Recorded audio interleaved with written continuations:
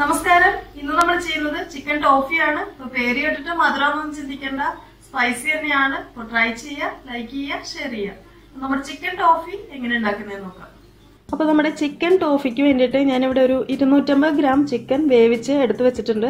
ഇത് വേവിക്കാൻ നേരത്തെ ഒരു 1/4 ടീസ്പൂൺ മഞ്ഞൾപ്പൊടിയും കുറച്ച് ഉപ്പും കുറച്ച് വെള്ളം ഒഴിച്ചിട്ടാണ് കേട്ടോ വേവിച്ചെടുത്തേക്കുന്നത്. എന്നിട്ട് വെള്ളം ഒട്ടുമില്ലാതെ നമ്മൾ മിക്സിയുടെ ചെറിയ ജാറുണ്ടല്ലോ അതിൽ ഒന്ന് പൊടിച്ചെടുത്തതാണ്. ഈ ഒരു റെസിപ്പി നമുക്ക് ചിക്കൻ വെച്ചിട്ട് മാത്രമല്ല കേട്ടോ ചെയ്യാൻ പറ്റുക. ബീഫ് വെച്ചിട്ട് ചെയ്യാം, അതല്ലെങ്കിൽ പ്രോൺസ് വെച്ചിട്ട് ചെയ്യാം, എഗ്ഗ് വെച്ചിട്ട് ചെയ്യാം, വെജിറ്റബിൾസ് വെച്ചിട്ട് ചെയ്യാം, ഏത് വെച്ചിട്ട് വേണമെങ്കിൽ നമുക്ക് ചെയ്യാം. അപ്പോൾ പേരിൽ മാത്രം ഒരു വ്യത്യാസം മാത്രമേ വരുള്ളൂ.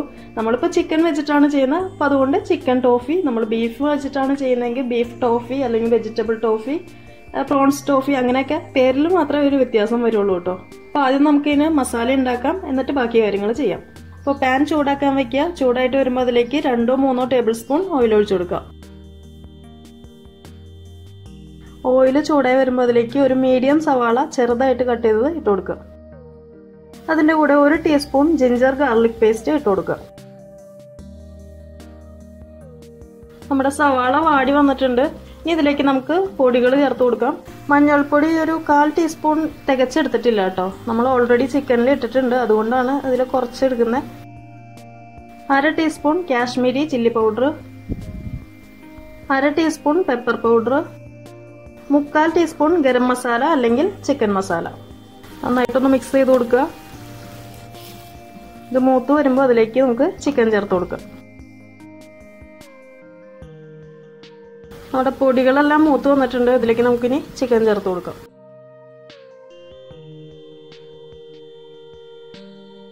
അപ്പോൾ നമ്മുടെ ചിക്കനിലേക്ക് മസാല നന്നായിട്ട് മിക്സ് ചെയ്തെടുത്തിട്ടുണ്ട്. ഈ ഒരു സമയത്ത് നമുക്കിതിലേക്ക് ഒരു പൊട്ടാറ്റോ പുഴുങ്ങിയത് ചേർത്ത് കൊടുക്കാം. പുഴുങ്ങിയിട്ട് അത് പൊടിച്ചെടുക്കണം കേട്ടോ. അത് ഒരു ഫോർക്ക് വെച്ചിട്ട് പൊടിച്ചാൽ മതി. വലിയ പൊട്ടാറ്റോ ആണ് എടുക്കുന്നതെങ്കിൽ ഫുള്ള് ചേർക്കണമെന്നില്ല, ഒരു പകുതി അല്ലെങ്കിൽ ഒരു 1/4 ഭാഗം ചേർത്താൽ മതി. ചെറുതാണെങ്കിൽ ഒരെണ്ണം ഫുള്ള് ചേർക്കാം കേട്ടോ. അപ്പോൾ നമ്മുടെ പൊട്ടാറ്റോയും ഇതിൽ നന്നായിട്ട് മിക്സ് ചെയ്തെടുത്തിട്ടുണ്ട്. പിന്നെ ഞാൻ പൊട്ടാറ്റോ വേവിക്കാൻ നേരത്ത് കുറച്ച് ഉപ്പിട്ടിട്ടാണ് കേട്ടോ വേവിച്ചെടുത്തേക്കുന്നത്. പക്ഷെ എന്നാലും ഇതിലിപ്പോൾ ഞാൻ ടേസ്റ്റ് നോക്കിയപ്പോൾ ഉപ്പ് കുറവാണ്, അതുപോലെ തന്നെ കുറച്ച് എരിവിന് കുറവുണ്ട്. അപ്പോൾ ഒരു 1/4 ടീസ്പൂൺ പെപ്പർ പൗഡറും കൂടെ ഇതിലിട്ട് കൊടുക്കാം. പിന്നെ ആവശ്യത്തിനുള്ള ഉപ്പും കൂടെ നിങ്ങൾ നോക്കിയിട്ട് ഇട്ട് കൊടുക്കുക.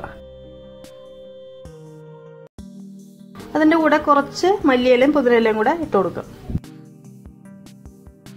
അങ്ങനെ നമ്മുടെ മസാല റെഡി ആയിട്ടുണ്ട്. പിന്നെ ഞാനിതിൽ പച്ചമുളകോ അല്ലെങ്കിൽ കറിവേപ്പിലോ ഒന്നും ചേർത്തിട്ടില്ല. നിങ്ങൾക്ക് വേണമെങ്കിൽ ചേർക്കാം.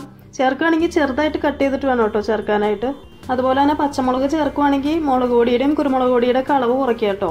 ഇതിപ്പോൾ ഓക്കെയാണ്. നമുക്കിനി സ്റ്റവ് ഓഫ് ചെയ്യാം. ഇനി നമുക്ക് കുറച്ച് മൈദ ഒന്ന് കുഴച്ചെടുക്കണം. അതായത് നമ്മൾ ചപ്പാത്തിയുടെ മാവ് കുഴച്ചെടുക്കുന്ന പോലെ കുഴച്ചെടുക്കുക. അപ്പോൾ മൈദയുടെ അളവെന്ന് പറയുമ്പോൾ 1.5 കപ്പാണ് കേട്ടോ എടുത്തേക്കുന്നത്. ഇതിപ്പോൾ 2 കളറിലായിട്ടാണ് കേട്ടോ ഞാൻ ചെയ്യുന്നത്. 2 കളർന്ന് പറയാൻ പറ്റില്ല. ഒന്ന് നമ്മുടെ സാധാരണ മൈദ കുഴച്ചെടുക്കുന്ന കളർ തന്നെയാണ്. പിന്നെ റെഡ് കളറായിട്ടിരിക്കുന്നത് ഞാൻ അതിൽ മിക്സ് ചെയ്തേക്കുന്നത് ബീട്രൂട്ടിന്റെ ജ്യൂസാണ് കേട്ടോ. മൈദയുടെ അളവെന്ന് പറയുമ്പോൾ 1/4 കപ്പ് ഇതാണ് എടുത്തേക്കുന്നത്, അങ്ങനെ 1.5 കപ്പ്.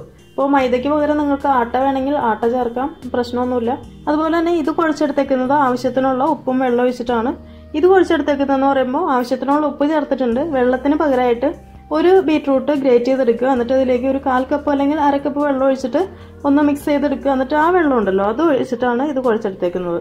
ഇതിലിപ്പോൾ ബീട്രൂട്ട് ജ്യൂസ് പിഴിഞ്ഞ് ചേർക്കണമെന്നൊന്നുമില്ല കേട്ടോ. ഞാൻ പിന്നെ ചുമ്മാ ഒരു കളറിന് ചേർത്തുന്നേ ഉള്ളൂ. മാവ് കുഴച്ചെടുത്തതിന് ശേഷം ഇതുപോലുള്ള ചെറിയ ബോളുകളായിട്ട് ഉരുട്ടിയെടുക്കുക. അതായത് നമ്മുടെ ചെറിയ നെല്ലിക്കയുടെ വലുപ്പത്തിൽ. അതിനുശേഷം ഇതുപോലെ ഒന്ന് പരത്തിയെടുക്കുക. അതായത് അധികം വട്ടത്തിൽ വേണ്ട, ചെറിയ പപ്പടമൊക്കെ കണ്ടിട്ടില്ലേ, അതേ വലുപ്പത്തിൽ തന്നെ മതി. പിന്നെ ഇത് പരത്തിയെടുക്കുമ്പോൾ അധികം കനം കുറച്ച് പരത്തിയെടുക്കാൻ പാടില്ല കേട്ടോ, കുറച്ച് കട്ടി വേണം. ഇനിയിപ്പോൾ നമുക്ക് ഈ ചിക്കൻ ഫില്ല് ചെയ്ത് വയ്ക്കാം. അപ്പോൾ ഈ മാവ് പരത്തിയെടുത്തപ്പോൾ ഓരോന്നും 10 എണ്ണം വീതം കിട്ടിയിട്ടുണ്ട് കേട്ടോ. അപ്പോൾ ടോട്ടൽ 20 എണ്ണം കിട്ടിയിട്ടുണ്ട്. അപ്പോൾ ഈ ചിക്കനും അതുപോലെ തന്നെ 20 ഭാഗങ്ങളായിട്ട് ഉരുട്ടിയെടുക്കുക. ഇതുപോലെ വേണം കേട്ടോ ഉരുട്ടിയെടുക്കാനായിട്ട്. ഇച്ചിരി നീളത്തിൽ, നമ്മുടെ ഉണ്ടയായിട്ടല്ല, ഇതുപോലെ നീട്ടത്തിൽ വേണം എടുക്കാനായിട്ട്. അപ്പോൾ നമ്മുടെ ചിക്കൻ കംപ്ലീറ്റ് ആയിട്ട് ഇതുപോലെ ഉരുട്ടിയെടുത്തിട്ടുണ്ട്. ഇനി നമ്മൾ പരത്തി വെച്ചിരിക്കുന്ന ഒരു ചപ്പാത്തി എടുക്കുക. അതിൻ്റെ സെൻറ്ററിലായിട്ട് ഇതുപോലെ ഒരു ചിക്കൻ്റെ പീസ് വെച്ച് കൊടുക്കുക. എന്നിട്ട് 2 വശവും ഇതുപോലെ മടക്കുക.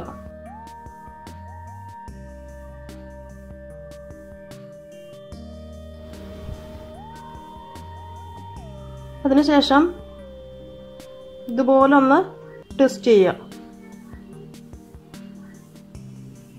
രണ്ടറ്റം ഇതുപോലെ തന്നെ ഒന്ന് ചുറ്റി കൊടുക്കുക. എന്നിട്ട് പ്ലേറ്റിൽ വെക്കുക. അതിന് ശേഷം ഇതുപോലെ ഷേപ്പ് ചെയ്തെടുക്കുക.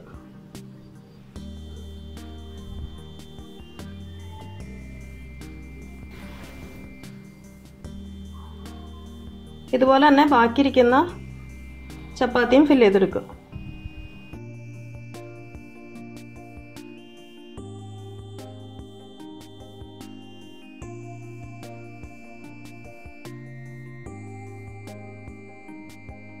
പിന്നെ നമുക്ക് ഇതുപോലെ വേണമെങ്കിലും ചെയ്യാം കേട്ടോ. അതായത് ഇതിൻ്റെ സെൻറ്ററിൽ ഇതുപോലെ ചെറുതായിട്ടൊന്ന് കട്ട് ചെയ്യാം. അതിനുശേഷം നമുക്ക് ഒരു പീസ് ചിക്കൻ വെച്ച് കൊടുക്കുക. ഇതുപോലെ തന്നെ ഒട്ടിക്കുക.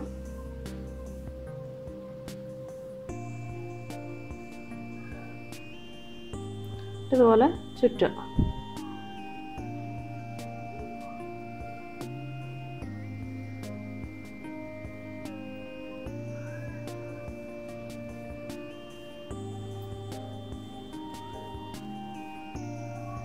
അപ്പോൾ ഇതുപോലെ കിട്ടും.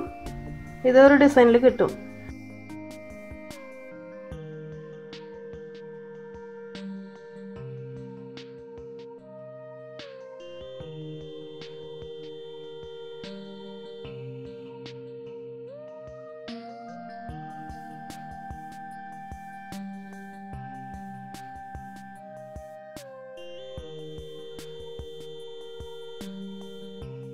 അപ്പോൾ നമ്മൾ കംപ്ലീറ്റ് ആയിട്ട് ഇത് ഫില്ല് ചെയ്തെടുത്തിട്ടുണ്ട്. ഇനി നമുക്ക് എണ്ണ ചൂടാക്കിയിട്ട് ഫ്രൈ ചെയ്തെടുക്കാം. അപ്പോൾ നമ്മുടെ ഓയിൽ ചൂടായി വന്നിട്ടുണ്ട്. ഇനി തീ മീഡിയം ഫ്ലെയിമിലേക്ക് വെക്കുക. എന്നിട്ട് ഇത് ഫ്രൈ ചെയ്തെടുക്കുക.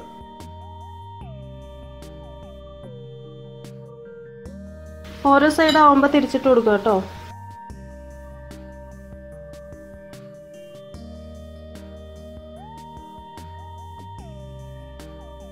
ഏകദേശം നമ്മുടെ ചിക്കൻ റെഡി ആയിട്ടുണ്ട് കേട്ടോ.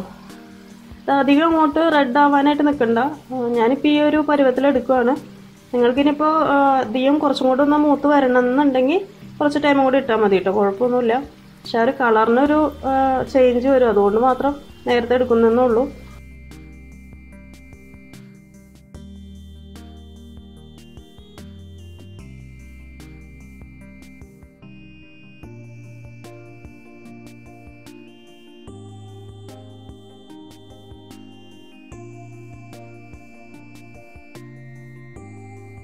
അപ്പോൾ അതേ നമ്മുടെ ചിക്കൻ ടോഫി റെഡി ആയിട്ടുണ്ട്. കാണാനും സൂപ്പറാണ്. അതുപോലെ തന്നെ ടേസ്റ്റും അടിപൊളിയാണ് കേട്ടോ. അപ്പോൾ നിങ്ങളുടെ വീടുകളിലൊക്കെ ഏതെങ്കിലും ഗസ്റ്റുകളൊക്കെ വരികയാണെങ്കിൽ ഉണ്ടാക്കി കൊടുക്കാൻ പറ്റുന്നൊരു സ്നാക്കാണ് കേട്ടോ. കാരണം കാണാനായിട്ടൊക്കെ ഒരു ഭംഗിയുണ്ടല്ലോ. അപ്പോൾ നിങ്ങൾ മസ്റ്റായിട്ടൊന്ന് ട്രൈ ചെയ്ത് നോക്കുക. കുട്ടികൾക്കൊക്കെ ഉണ്ടാക്കി കൊടുക്കുക. അതുപോലെ തന്നെ ലൈക്ക് ചെയ്യുക, ഷെയർ ചെയ്യുക, കമൻസ് അറിയിക്കുക. അപ്പോൾ അടുത്ത ദിവസം കാണാം. Thanks for watching tasty spot.